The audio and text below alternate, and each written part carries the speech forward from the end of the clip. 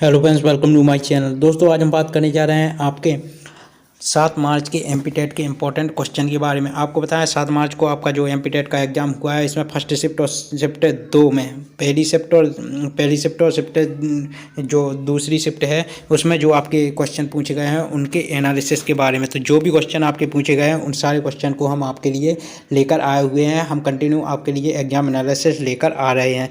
तो चलिए दोस्तों, स्टार्ट करते हैं। आपको बता दें, अगर आपने वीडियो को अभी तक लाइक नहीं किया है तो लाइक कर दीजिए और चैनल को सब्सक्राइब कर लीजिए। यहाँ पर बता दें, आपका पहला क्वेश्चन जो पूछा गया है वह है आपका, कौन सी ग्रीन हाउस गैस वातावरण में सबसे अधिक मात्रा में उपस्थित रहती है। पर्यावरण का यह क्वेश्चन है, तो इसमें आपका इसका राइट आंसर था CO2। इसके अलावा अगला क्वेश्चन पूछा गया था कि थार्नडाइक जो हैं इनके बारे में क्वेश्चन आया था कि थॉर्नडाइक ने अपना प्रसिद्ध प्रयोग किया था, किस पर किया था, तो किस जानवर पर किया था, तो वो बिल्ली पर किया था। ये आपको ध्यान रखना, वेरी वेरी इंपॉर्टेंट है। ये क्वेश्चन आपका पूछा जा चुका है। वर्तमान में शिक्षा मनोविज्ञान का अध्ययन विषय है, तो वर्तमान में शिक्षा मनोविज्ञान का अध्ययन विषय क्या है, तो ध्यान रखना है मानव व्यवहार। ये आपका राइट आंसर है।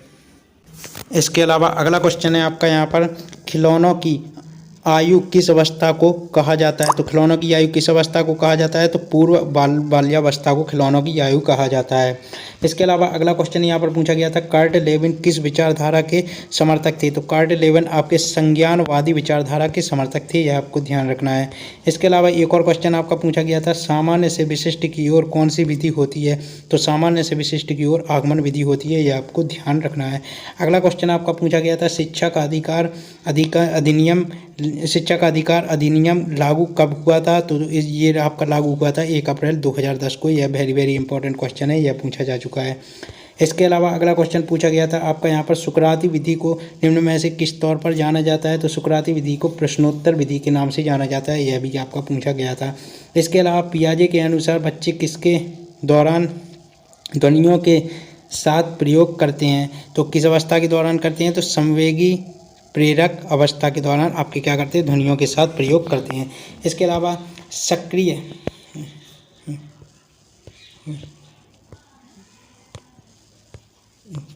इसके अलावा अगला क्वेश्चन है यहाँ पर आपका है, वो है आपका यहाँ पर अगला क्वेश्चन है, सक्रिय अधिगम के लिए अधिगम का परिवेश क्यों महत्वपूर्ण है। तो सक्रिय अधिगम के लिए अधिगम का परिवेश क्यों महत्वपूर्ण है, तो यह है आपका सहयोग के माध्यम से आपका क्या है, सहयोग के माध्यम से ज्ञान विकसित करने के लिए। यह आपको ध्यान रखना है। किशोरावस्था में निम्न में से अवसाद का संकेत होने की संभावना, ये आपके जो है, किशोरावस्था में निम्न में से किस अवसाद का संकेत होने की संभावना होती है, तो मित्र समूहों को बदलने की। इसके अलावा अगला क्वेश्चन आपका यहाँ पर जो पूछा गया था वो यहाँ पर था यहाँ पर पूछा गया था आपका NCF से। तो NCF 2005 ने कक्षा 3 और 5 तक के पर्यावरण अध्ययन को कितनी थीमों में बांटा है, यह क्वेश्चन पूछा गया था। तो यह बांटा है 6 थीमों में। यह भी क्वेश्चन आपका पूछा गया था। इसके अलावा पर्यावरण अध्ययन में अच्छे दत्त कार्य का मुख्य लक्ष्य होना चाहिए, क्या होना चाहिए, तो अधिगम विस्तार के अवसर उपलब्ध कराना। यह भी क्वेश्चन आपका आया था। जो बहुत बात करता हो उसको क्या कहते हैं, हिंदी का क्वेश्चन है, तो यह वाचार कहते हैं। प्रवृत्ति का विलोम शब्द पूछा गया था, तो सिंपल सा प्रवृत्ति का निवृत्ति होता है। इसके अलावा मानव विकास का अध्ययन करने के लिए आनुवांशिक विधि का उपयोग किया जाता है। किस आनुवांशिक विधि का उपयोग किया जाता है, तो यहाँ पर ध्यान रखना है आपको, क्षैतिज और लंबवत दोनों का प्रयोग किया जाता है। इसके अलावा यहाँ पर आपका अगला क्वेश्चन जो पूछा गया था वह था आपका यहाँ पर, बच्चों का मानसिक विकास प्रारंभ होता है। तो किस अवस्था में बच्चों का मानसिक विकास प्रारंभ होता है, तो यहाँ पर ध्यान रखना है आपको, उत्तर बाल्यावस्था में क्या होता है, बच्चों का मानसिक विकास प्रारंभ होता है। अगला क्वेश्चन पूछा गया था, विस्मृति कम करने का उपाय क्या है। तो पाठ की पुनरावृत्ति करने से विस्मृति कम होती है।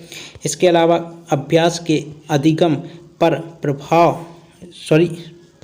अगला क्वेश्चन है आपका यहाँ पर, अभ्यास के अधिगम पर प्रभाव के एक प्रयोग में अधिगम होगा, कौन सा होगा? परतंत्र चर अधिगम होगा, यह भी क्वेश्चन पूछा गया था। इसके अलावा कठोर शिल्प उपागम किस सिद्धांत पर आधारित है? तो ध्यान रखना है यह इंजीनियरिंग के सिद्धांत पर आधारित है, यह आपको ध्यान रखना है।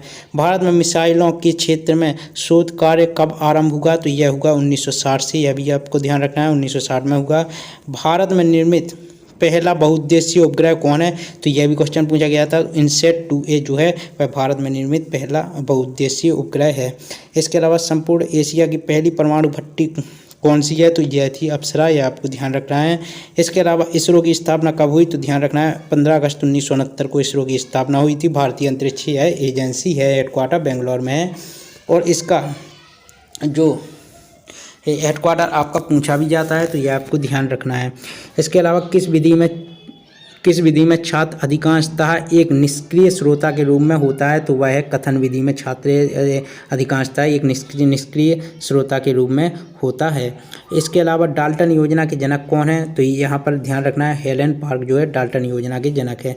अधिगम किस प्रकार की श्रेणी में आता है? तो यह जीवन पर्यंत चलने वाली प्रक्रिया है, यह आपको ध्यान रखना है। तो किस श्रेणी में आता है? जीवन पर्यंत चलने वाली प्रक्रिया की श्रेणी में आता है। इसके अलावा अगला क्वेश्चन है, क्षेत्र सिद्धांत किसने दिया था? तो ध्यान रखना है क्षेत्र सिद्धांत कार्ल लेविन ने दिया था, यह जर्मनी के थे और ये एक संज्ञानवादी संप्रदाय के समर्थक थे। 3 वर्ष बच्चा बोलने में सक्षम होता है, 3 वर्ष में बच्चा बोलने में सक्षम होता है कार्यात्मक रूप से पूर्ण शब्द, यह आपको ध्यान रखना है। सॉरी, यहाँ पर कार्यात्मक रूप से पूर्ण शब्द बोलने में सक्षम होता है। इसके अलावा अब्राहम मास्लो के अनुसार मानव प्रेरणा की पराकाष्ठा है, तो क्या है? तो वह है आत्मसिद्धि की आवश्यकता, यह आपको ध्यान रखना है, यह भी क्वेश्चन पूछा गया था।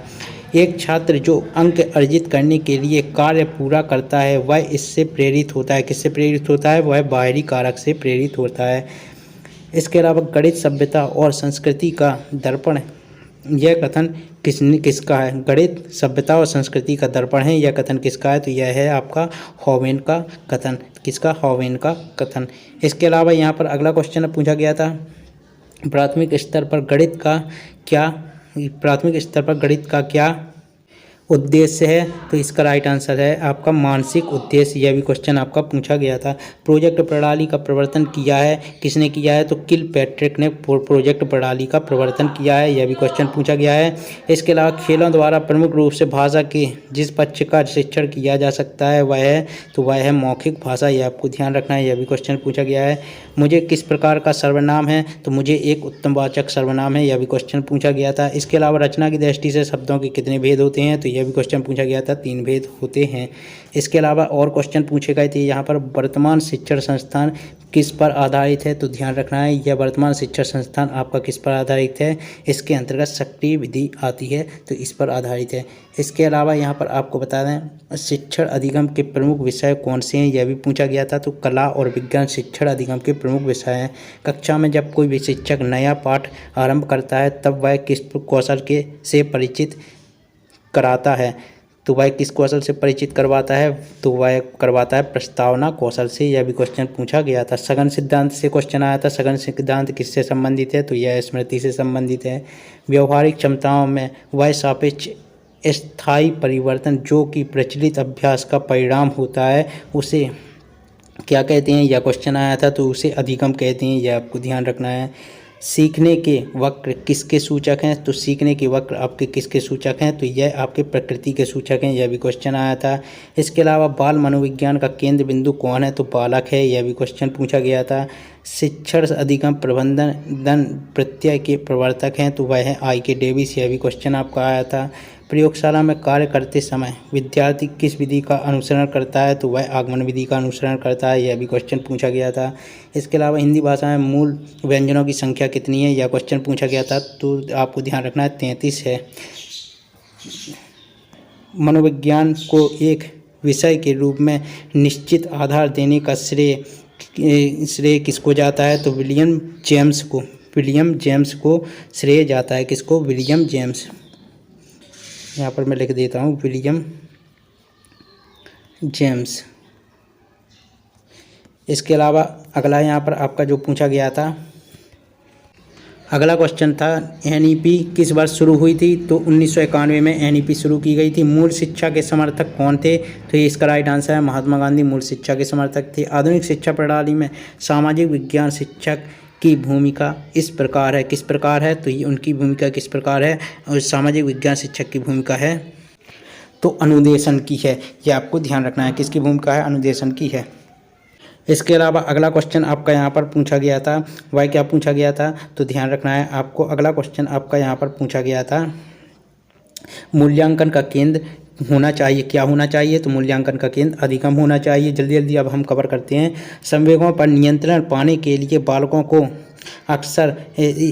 को अभ्यास कराना चाहिए। तो आपको बता दें किसका अभ्यास कराना चाहिए, या पूछा गया था। तो आत्मनियंत्रण का अभ्यास कराना चाहिए, आत्मनियंत्रण का अभ्यास कराना चाहिए। इसके अलावा अगला क्वेश्चन पूछा गया था यहाँ पर, अल्पवयस्क बच्चों के अधिगम में अभिभावकों की भूमिका का क्या होनी चाहिए? अल्पवयस्क बच्चों के अधिगम में अभिभावकों की भूमिका क्या होनी चाहिए? यह क्वेश्चन पूछा गया था। तो इसका राइट आंसर है आपका क्या?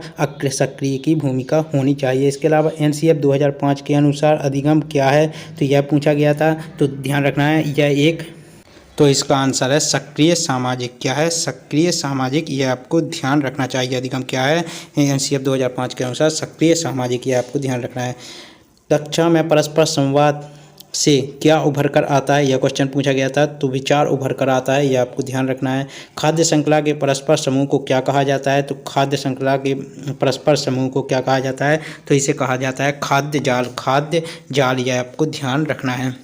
इसके अलावा अगला क्वेश्चन पूछा गया था यहाँ पर, वन्य प्राणी सप्ताह प्रतिवर्ष कब मनाया जाता है? तो प्रतिवर्ष आपका कब मनाया जाता है? यह मनाया जाता है 1 अक्टूबर से